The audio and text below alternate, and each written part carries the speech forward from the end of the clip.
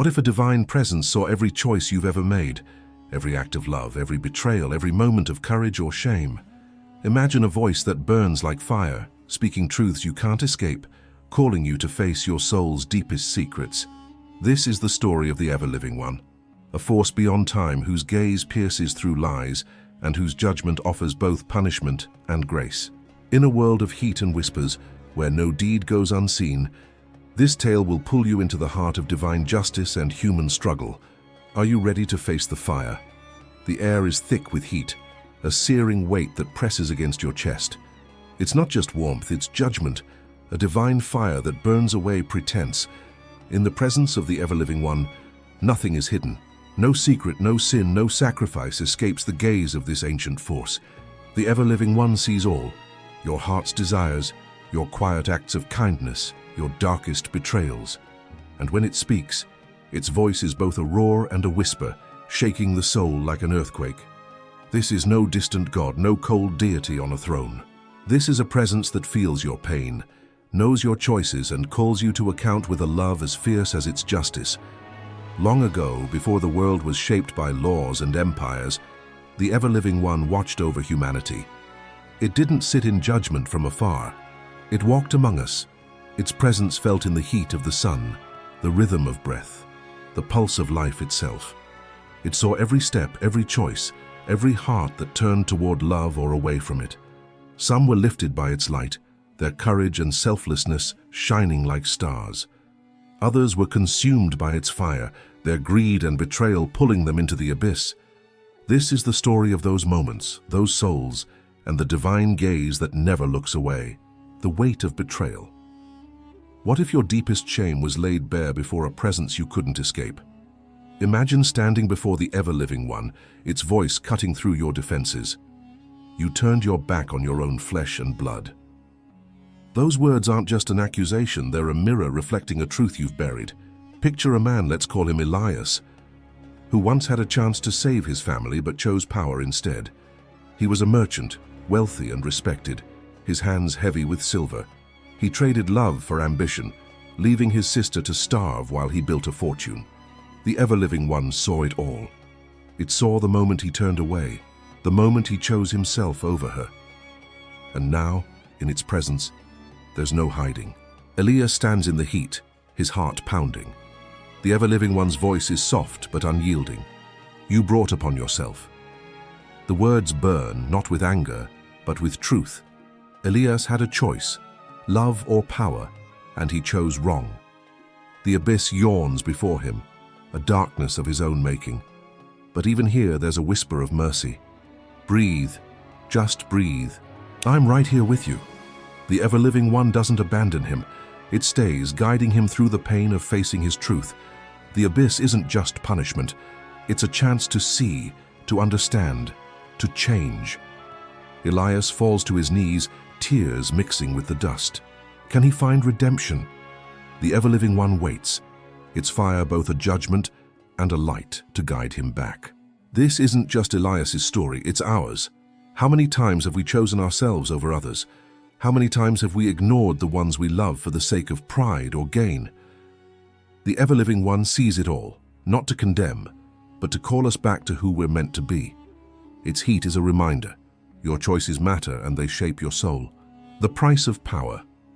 Imagine a woman named Amara, her hands stained with silver and wine, her heart hardened by ambition. She was a leader, revered in her city, her wealth a shield against the world's pain. But the ever-living one saw what others didn't.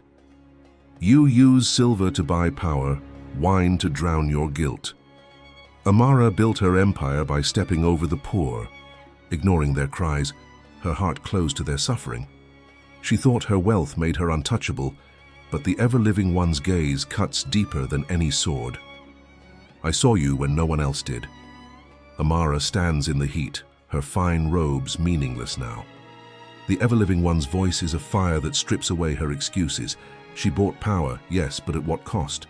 The faces of those she ignored haunt her, the beggar she passed, the child she turned away. Bow your head for just. The words aren't a command, they're an invitation to humility, to see the truth of her actions. Amara's knees buckle, not from fear, but from the weight of her choices. The ever-living one doesn't turn away. It stays, its presence a steady hand in the storm of her guilt. I'm right here with you. The heat isn't just judgment, it's a chance to let go of the silver, to find a path back to love. We've all chased something, money, status, control, but what have we lost along the way? The ever-living one sees the deals we make, the compromises we justify. Its fire burns away the lies we tell ourselves, asking us to face the truth.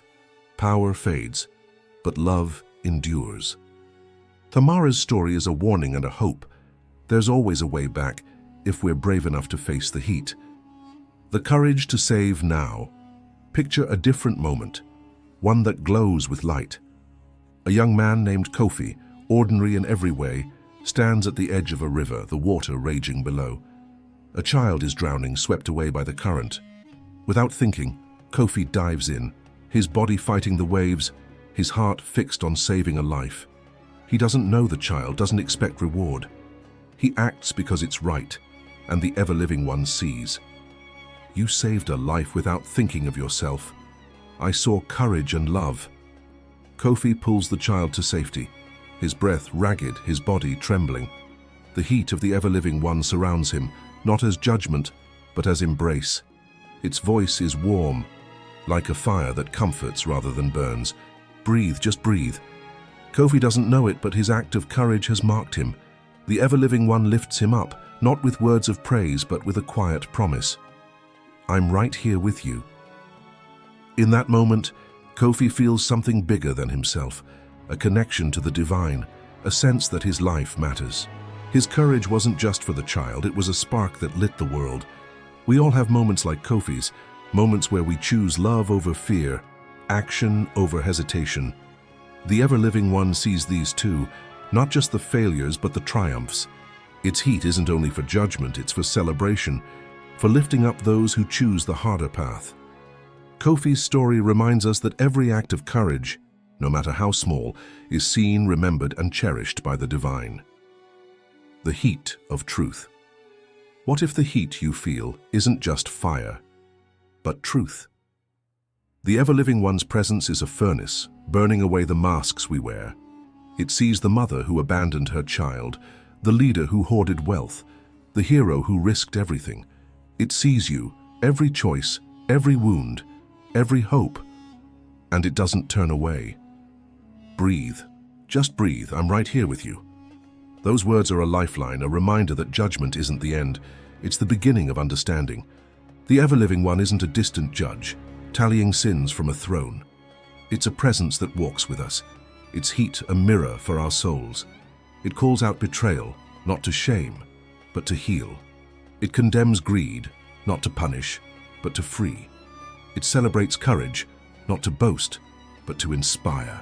Every story it tells, Elias's betrayal, Amara's ambition, Kofi's heroism, is a piece of a larger truth. We are seen, we are known, and we are never alone. The heat is relentless, yes, but it's also kind.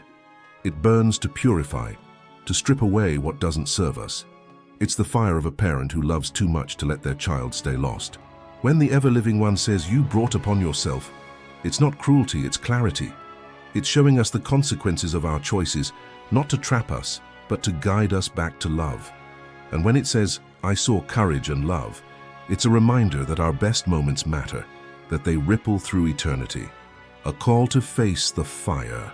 Imagine standing before the ever-living one, its heat wrapping around you like a storm. What would it see in your heart? The times you turned away from love, the moments you chased power over kindness, or the quiet acts of courage no one else noticed. The ever-living one doesn't judge to destroy, it judges to awaken. Its fire is a call to look at yourself, to see the truth, to choose better. Breathe, just breathe. Those words are a promise. You're not alone in this.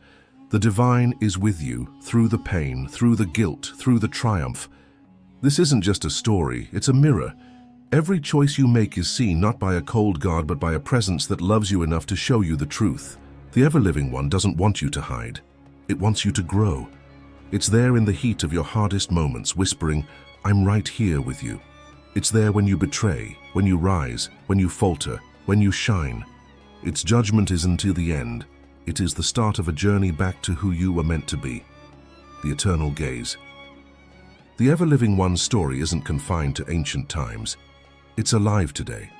It's in the moments when you feel seen, when your conscience burns with guilt or glows with pride.